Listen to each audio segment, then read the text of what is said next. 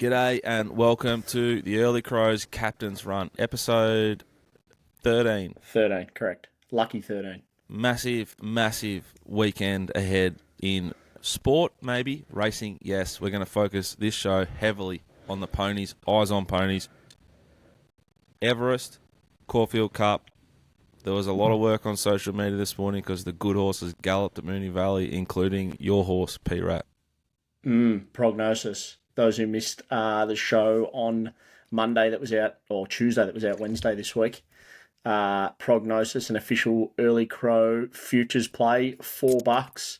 One of the guys at Werribee, Dicko, which is very interesting. We'll have a little bit more news on you and I going to Werribee potentially for Cup Day a little bit later. Stand by for that. Confirmed next week. But one of the guys at Werribee said it's basically one of the best horses they've seen go through the facility. I listened to D-Lane's interview after he jumped off this morning, and he was very, very keen on it. Said it switched legs nicely at $4. Happy to play there. But, Dicko, we've got a little bit of a story from one of our Early Crow family, and this is right up your alley in the Liz Grishow Cox Plate story that you told. He wanted to just share with us. Jez, the great man. So he's involved with a few horses in Japan racing. And he was looked after by a guy named Ando, who did a little bit with Mr. Yagi Media. How's this going? He found out the night before Liz Grishow was confirmed that it was coming to the Cox Plate before Ladbroke stumped up the extra $2 million if it won the Cox Plate, and took $16 for Liz Grishow to win the Cox Plate that year. What price did it start in your multi that you won plenty on? Pistolback's Willie Pike, Bob Peters' Uncle Bob thing in Perth. I can't remember what it was. It was Geelong Cup Day, and we were surrounded by white belts and white sunnies down there at Geelong on track, and we hired a house for that night and we went hard. And while we were getting into our work at the house we had in Geelong, Peter found that bet, and instead of, he's a really smart guy, Peter, but he really fucked this up. He took the tote price for Liz Grishow instead of the fixed price, and it was $4.20 at that point, and it jumped to 16 on a tote, I'm going to say. So Jez took 16. The next day when it was confirmed that it came out, it was $8. D-Lane booked to ride, $5 in a day. He took shopping. 16s. How good's that for shopping in your futures? Well, even to articulate how much of a go that was, the Geelong Cup's the Wednesday, the Cox Plate's the Saturday. Yeah. So when you go to the Geelong Cup, you got 4 days to the Cox Plate, and that's how much it creamed. That's crazy. But yeah, very good shopping by Jez. And we now want to hear your stories. Jez has sparked a little bit of interest in me. Send us a DM on either Instagram. Don't send it on Twitter. I can't be bothered checking it. Send it on Instagram. Send us a DM about your punting story, and we'll start the captain's run. You can either be anonymous. If you don't want to say your name, just let me know in the comment. Or you can we'll say your name on the show. But yeah, we want to hear your punting story to get us really fired up to preview these races on the weekend. But Dicko, shall we go to Caulfield Rail Out 3? You want to preview before we Cup? do, like and subscribe. Yes, like and subscribe. Spotify, YouTube, iTunes, Instagram, Twitter, TikTok, it all helps us. So please get on, give us 5 stars, like and subscribe. It helps our show massively. So sorry, Dicko, Caulfield Rail 3, what's doing?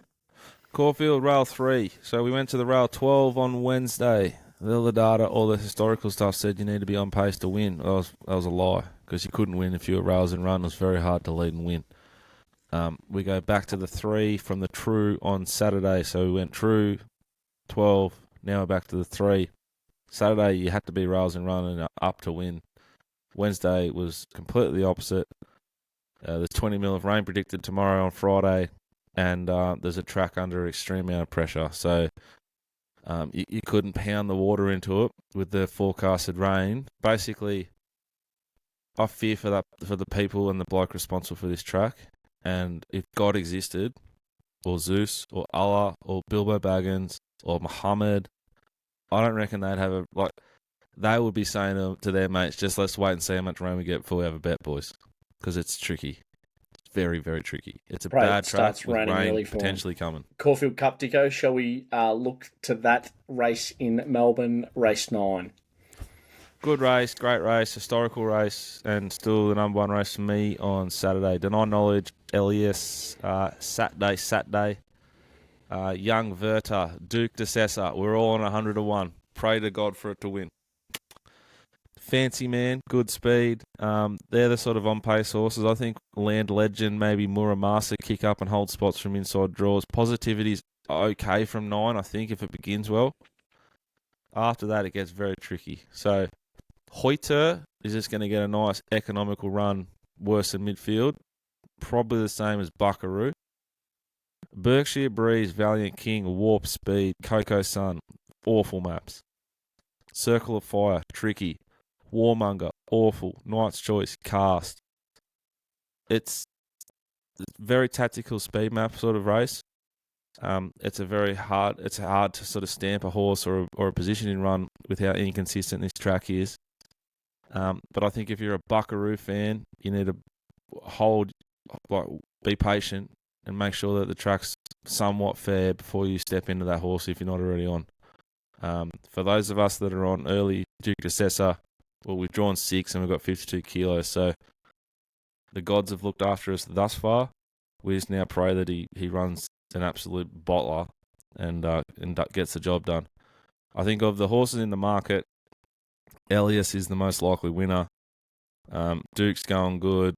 Deny Knowledge on the quick backup with no weight, scary. Fancy Man, Ronnie Stewart, Queensland rider.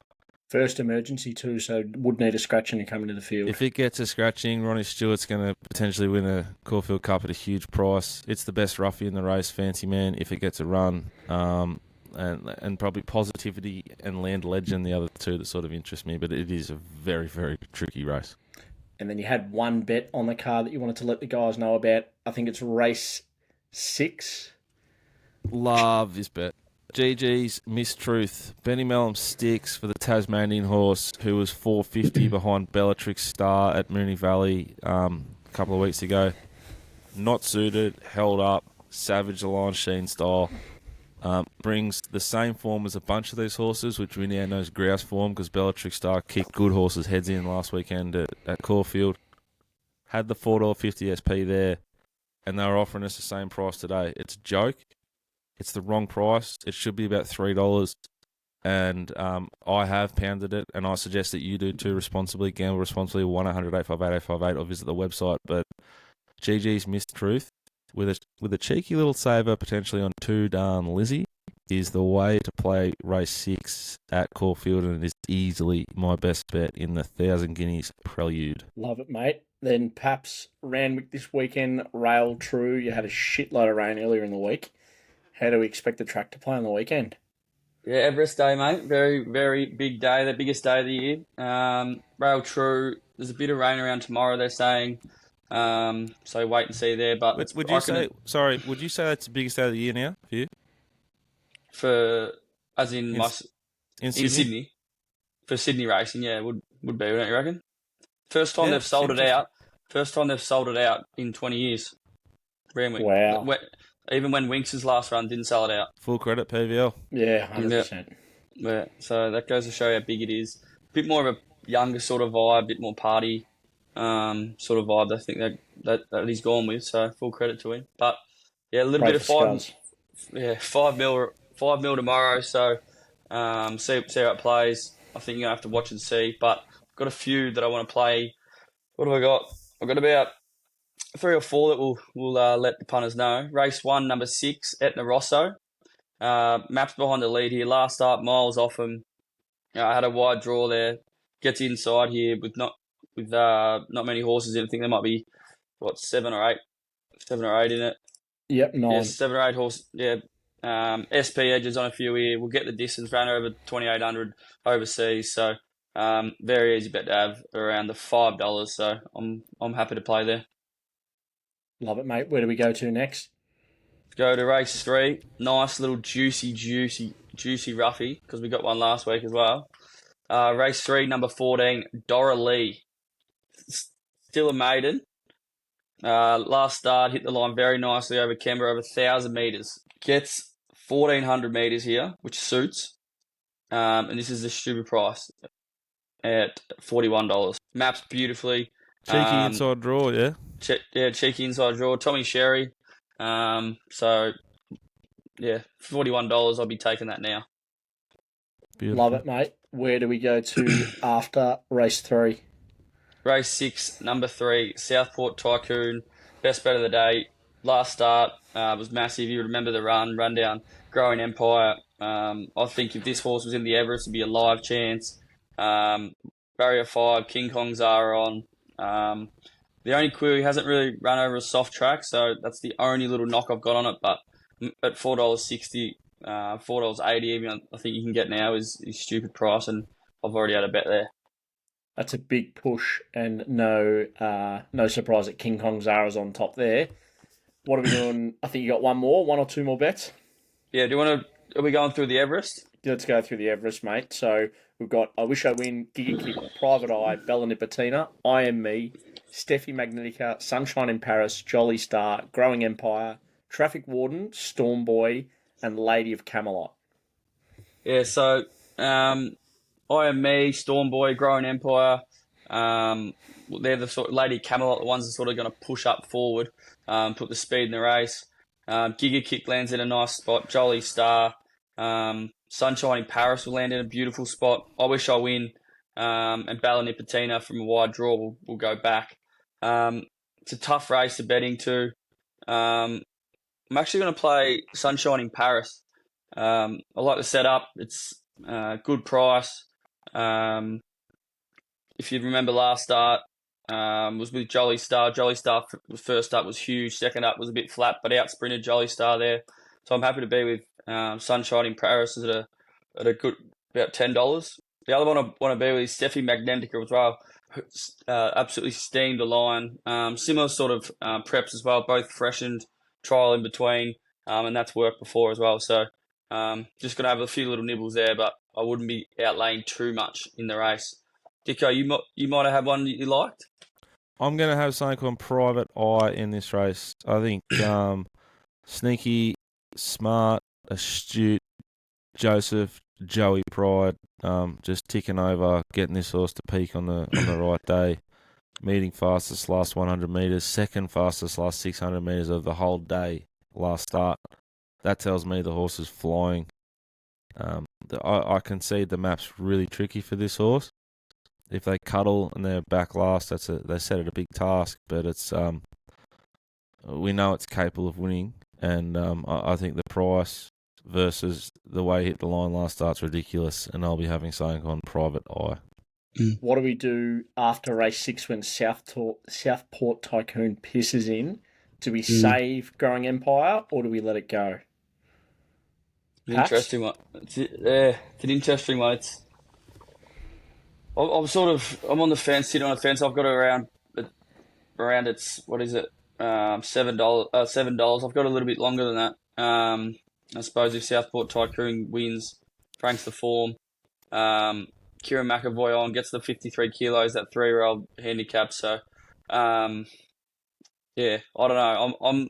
I'm not overly keen to play too big in the race, so I'll probably just have those two plays and move on.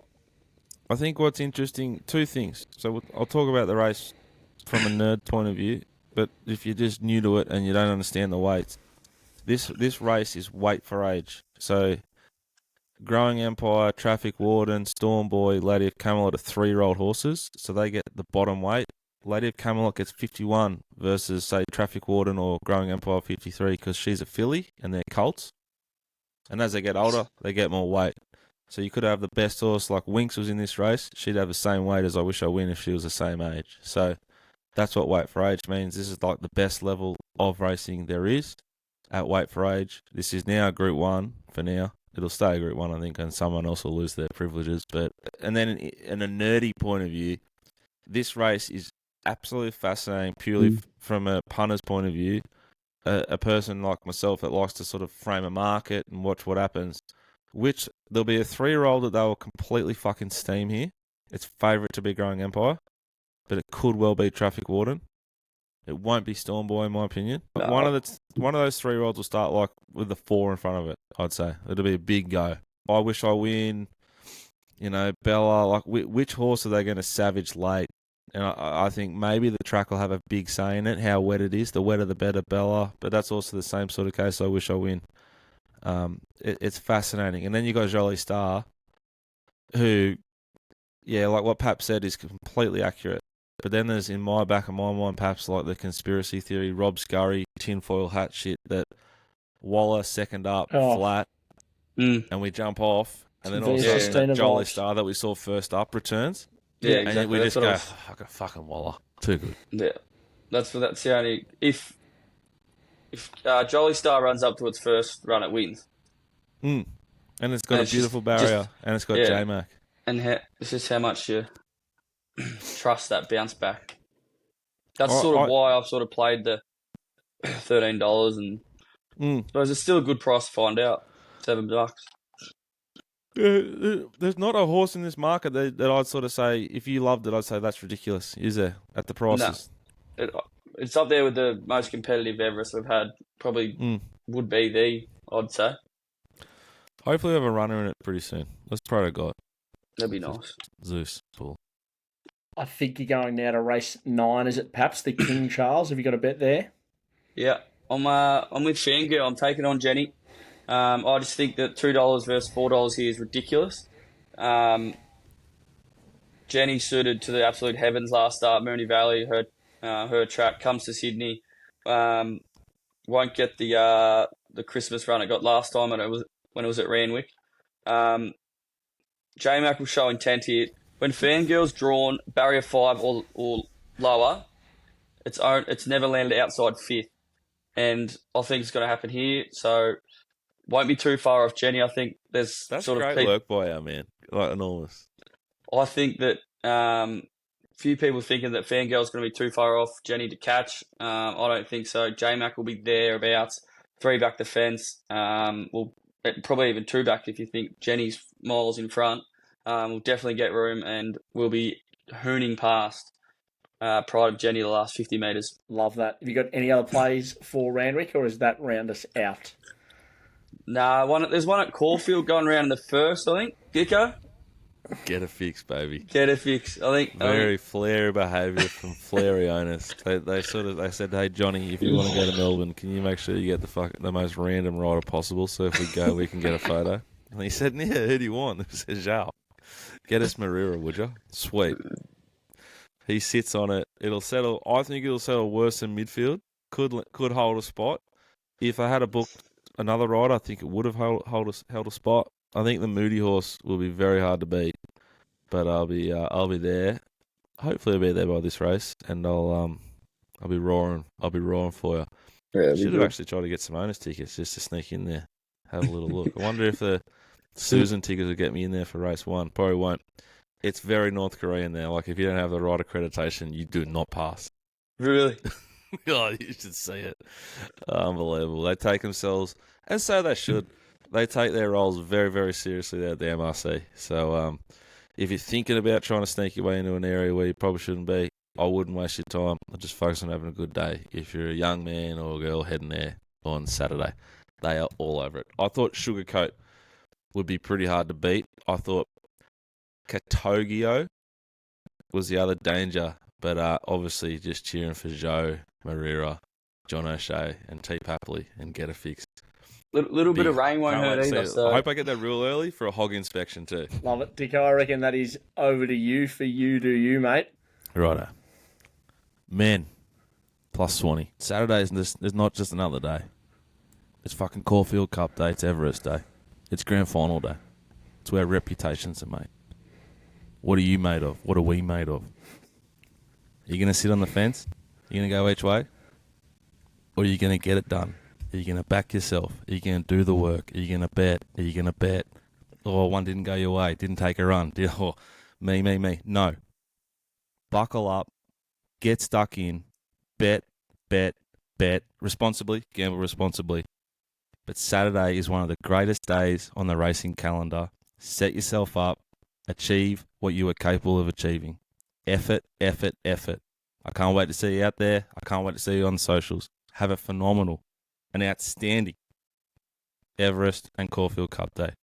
You do you, and have yourself a great time. Rightio, let's get into it. We put up a poll again. Dicko and Paps are going to sell you why the horse that you wrote in about will win on Saturday. We will start. Caulfield, go through the card, then we'll get on to Randwick. So, Dicko. To clarify, I don't know what the horse is, so you need to say race, horse number, horse name, sometimes drag if you know it's a rough one. Yep. Let me get myself together. This one, Dicko, we've already touched on it.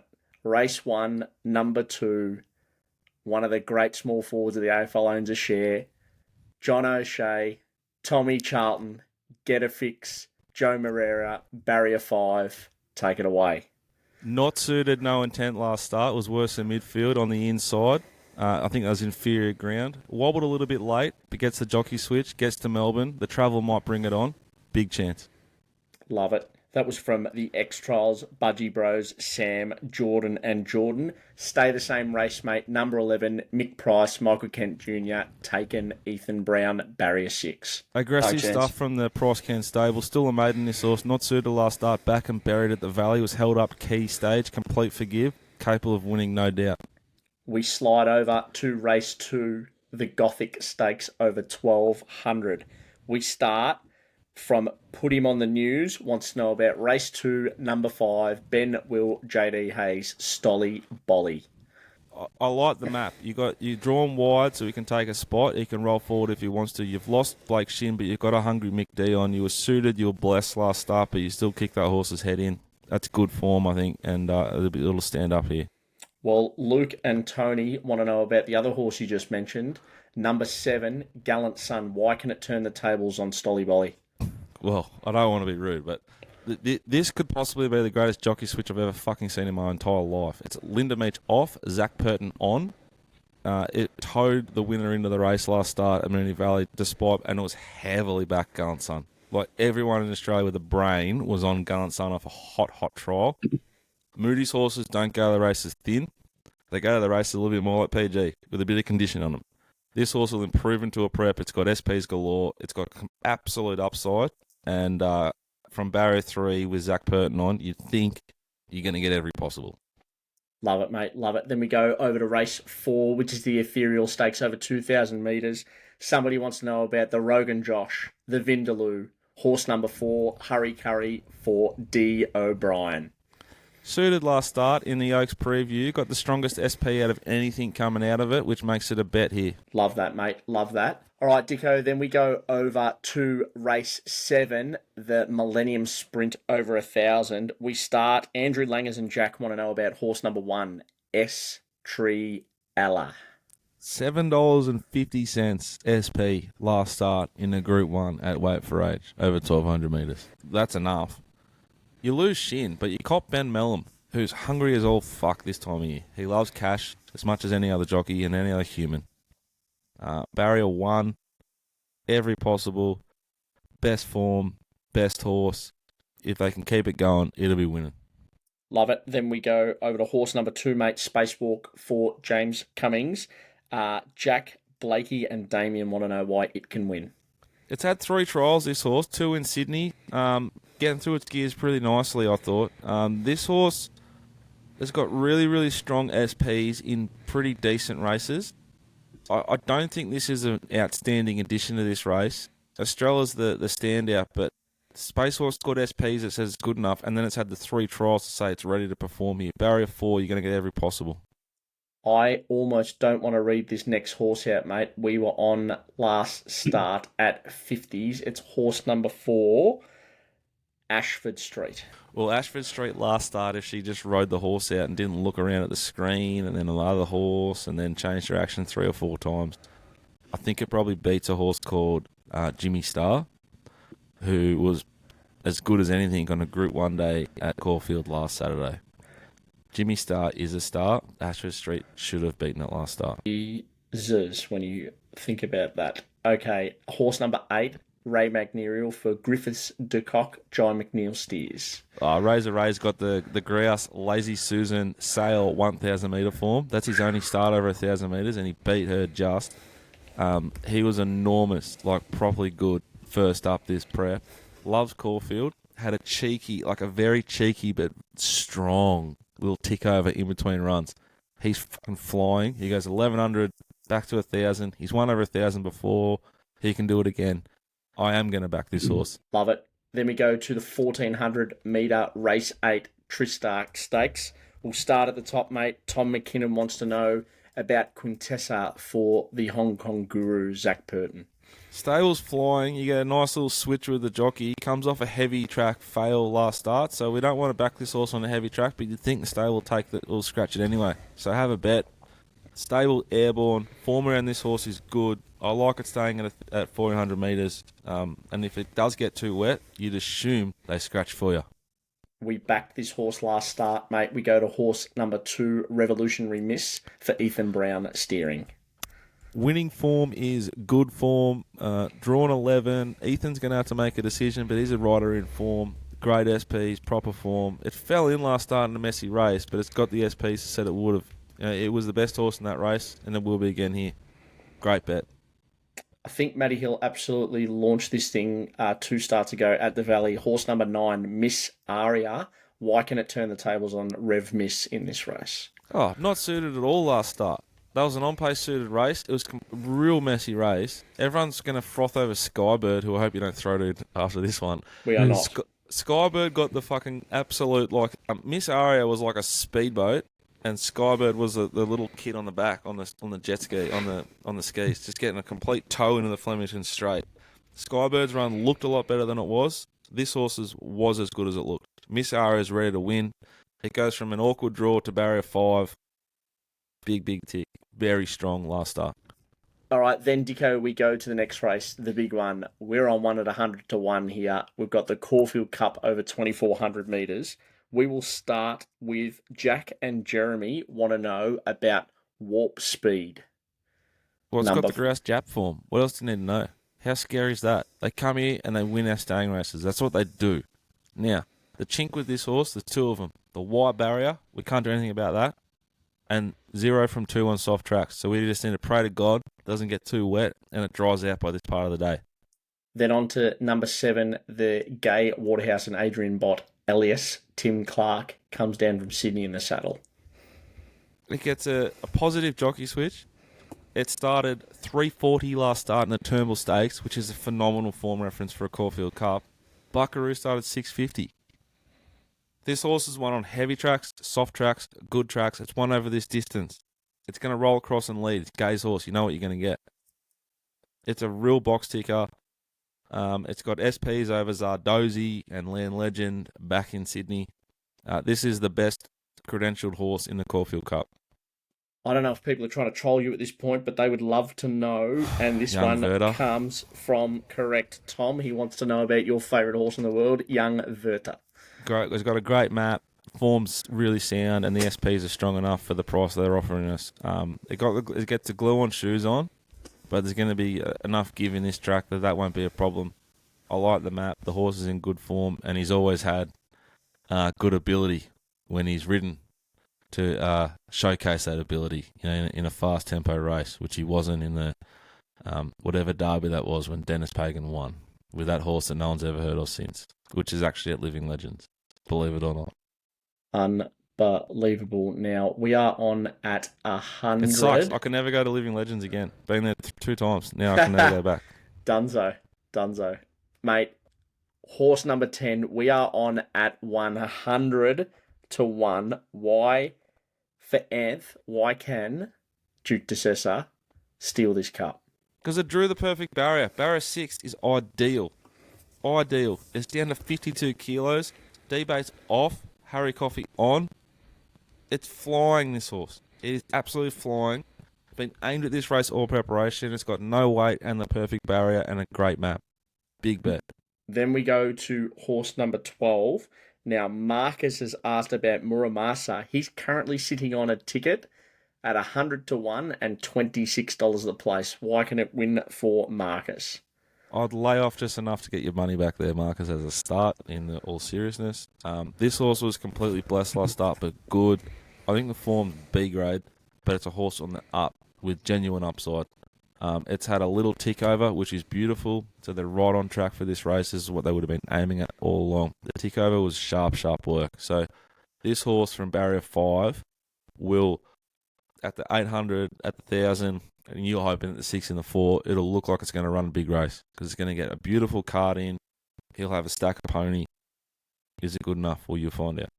And then the last one from this race, mate. This one's from Aegis. This is horse number 13, Zardozi, for James Cummings. Gets an interesting Hong Kong jockey on who's got a lot of opportunity there on Saturday, and a lot of it's for Godolphin.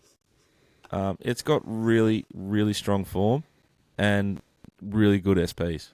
I don't think the SPs are as good as Eliyass, but they're very, very strong for a very astute stable and a powerful, powerful yard. Jockey switch, I think, is a positive.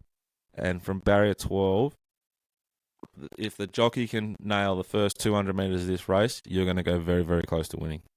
And then you've got 2 in the last to tick off, mate. Race number 10, the Moonga Stakes over 1,400, Group 3. Jared wants to start with horse number 1, which is pinstriped. Enver Yusufovic for Benny Allen. How are we getting the chocolates in race 10? Back to Caulfield, back to 1,400 metres. It's got proper Group 1 form. You're talking Pride of Jenny and Brightside. That's the best form in Australia, particularly from 14 to 2,000. It's got that. It's beat them. That's how it's going to win. And then on to horse number 2, mate. And this one's from Max. Gentleman Roy. Why is it winning? It loses King Kong, Mark Zara, but it cops Mickey D. It's got outstanding SPs versus Pinstripe. It's had 2 tick-overs since you saw it last. One of them was against Two Darn Lizzie. Two Darn Lizzie races in race 6. You can get a guide to how good that form is on the day. Also versus Spacewalk in those jump outs, so we can get a guide again. He is a proper horse. From barrier 12, they're going to be nice and aggressive. If the track races as you'd expect, which would be on-pace advantage, Gentleman Roy's is huge player in race 10. Rightio, Paps, thank you for that one, Dicko. We go now to Randwick. Dicko's grabbed his Corona and just popped a slice of lime in it after that. Homemade too, off the farm out the back paddock. Oh, love. Paps, Randwick, let's start race 6. This genuinely could be the Everest, but it is the Sydney Stakes. We start with Mark wants to know about race 6, horse number 2, Joseph Pride trained, JR Collett on board. Think about it. Think about it. Complete forgive last start. Forget it ran around. Can slot in here and get some last. $4.40 versus Giga Kick and Nipotina last start. And remember, won the Everest this day last year. Love it, mate. Then we go to horse number 3, which is Southport Tycoon. We've got King Kong Zara in the saddle. Kieran Marr trains. It's your best bet of the day. Just go watch its last start. Maps wild. Zara on. That's all I need to say. Love it, mate. Then we go to horse number 4, Zachy Lloyd, the Hawks train. Airman. It was enormous last start. Huge last start at $61 up the inside. My man Zachy Lloyd on. Beat a couple of these last start as well. Maps well, good chance. And then the last one in this race, mate, we look at horse number 16, which is Lady Laguna. Tyler Schiller, Annabelle Neesham, Rob Archibald. We'll just forget the barrier exists because it's why this horse can win. How does this happen? Lame last start. Complete forgive. Back to the trials. Very nice trials. Go back to last prep. Good horse in Queensland. Can run its race. Rightio, Paps. Now we go on to the actual Everest. Is it a Group 1? Is it not a Group 1? We don't know. The Tab Everest, 1,200 metres. We start with horse number 1, I Wish I Win, PG Moody, Kathy Coleman, Luke Nolan, and the blinkers go on. Ooh. Blinkers on. First 2 starts around the valley. Complete forgive. Gets the Randwick. Gets to the outside. If it's a little bit wet, geez, look out. Then we go to horse number 3, Private Eye. Dicko's keen. We've got Jay Ford on for Joseph Pride. Barrier 10. How can this win? Dicko said last start, just before, not suited last start. Fastest last 100 of the day. $5 versus IME, who's around $15 in this race. Sticky draw, but I reckon it could slot in. Beautiful, mate. Then we go on to horse number 4, which is Bella Nipotina. Craig Williams, Kieran Marr. Bit of rain around. Why can this win? Yeah, Map's back, but that won't matter if it gets a little bit wet. This horse is just a warrior. I'd actually love to see this horse win. I think it's a really good chance coming down the outside if it's a little bit wet. Love it, mate. Then we go to the one that you're keen on, one of the ones you're keen on, horse number 7, Sunshine in Paris, Tommy Berry, Annabelle Neesham and Robert Archibald. Maps well, can handle the soft ground, huge run last start, out-sprinted Jolly Star, Tommy Berry got off this week and said he's never felt it any better. Love it, mate, love it. Then we go to horse number 9, which is our man, Kieran McAvoy, jumps on Growing Empire for Kieran Ma. Yeah, our man K-Mac loves an Everest, going through his 4th. 3-year-old flying, gets a 53 kilos, will be in the first 4, loves it soft, and yeah, just pipped last start when I had a look around.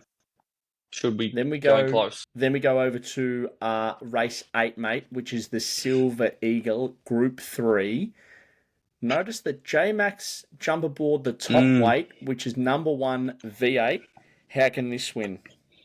Yeah, forget it ran around last start. If it didn't run around last start, this horse would be $5, I reckon. Won a Group 1 2 starts ago, and yeah, good chance. Sticky draw, but can win. And then we go to horse number 4, mate, which is Ostraka, another Annabelle Neesham and Rob Archibald runner. B Shin, barrier 14. What goes on here? Yeah, Ostraka, this horse is airborne 2 from 2 this prep. Different horse this prep, very progressive type. B Shin on.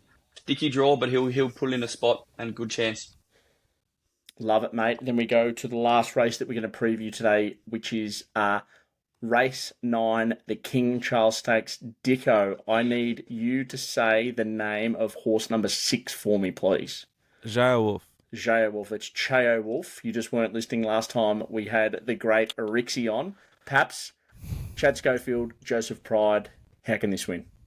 Yeah, wide to inside draw will be much closer in the last couple of starts. Beat Kovalika last start, who come out last week and just missed. That franked the form. I think this is going to be a great race. And then the last one for us, mate. We've got Celestial Legend, horse number 7, B Shin in the saddle, Blinker's first time, barrier 1. How does this win? Yeah, you'll notice in its form, it's been back last both times. Blinkers on, B Shin, Intent King will be forward, and on its day has a beautiful sprint. Love it, mate. Love it. And that rounds us out for both Caulfield and Randwick. Dicko, that just about wraps us. I think King Charles is actually in the country tomorrow. Is he? Yeah, I heard that as well. This could be one of the the great things that PVL's ever done. If the King's there on track on Saturday, that's unbelievable. He was talking about it on the coverage the other night. He's like, I'm not sure. He's in the country, but I don't know if he's coming. Now, I didn't watch, Paps. Can you explain the spectacle that was on the other night for the Everest barrier draw? I heard it was one of the all-timers. It took a few times for everyone else to catch up who doesn't watch that shit like me, because if Tom's going to circus, you're like, yeah, I know, it always is. But it actually was a circus. It actually was, yeah. And he's that smart. Everyone's talking about it. He's too good. I reckon good on him. He's a very smart man, and everyone was talking about it because it was a circus, and it legit was. I don't think anyone would have picked how you're going to draw the barrier drawers out with a motorbike jumping over a cage. Unbelievable. Dicko, does that wrap us for episode 13 of the Captain's Run? Yeah, that wraps us for episode 13 of the Captain's Run on the Early Crow. Gamble responsibly. 1-800-858-858 or visit the website. Have a phenomenal weekend. It's a glorious weekend for punting. You've got outstanding racing all across the country, but particularly in Sydney and in Melbourne. I thought you were going to say particularly at Moe tomorrow. Double header, baby. The Genius heads to Moe in race 5. John McNeil, inside draw, kick up, hold a spot, hard to beat. And then the Moe Cup, Keaty Boy, the original and still my favourite, the champ. He'll be hard to beat there in the Moe Cup. So we're looking for a double there on Friday. Saturday, it's another double. It's a Paps and Dicko double. It's an early crow. We've got the Lazy Susan run around the Lingy Stakes and get a fix in race 1. Let's go. So, yeah, it's a massive weekend. It's an absolutely massive. I think we've got 3 runners too at Tamworth on Sunday. So, Tamworth. Just pray that Juzzy forgets to back him and have a phenomenal weekend, whatever you're doing. 2-16, an absolute disgrace in the NFL. Have a great weekend. Bye for now.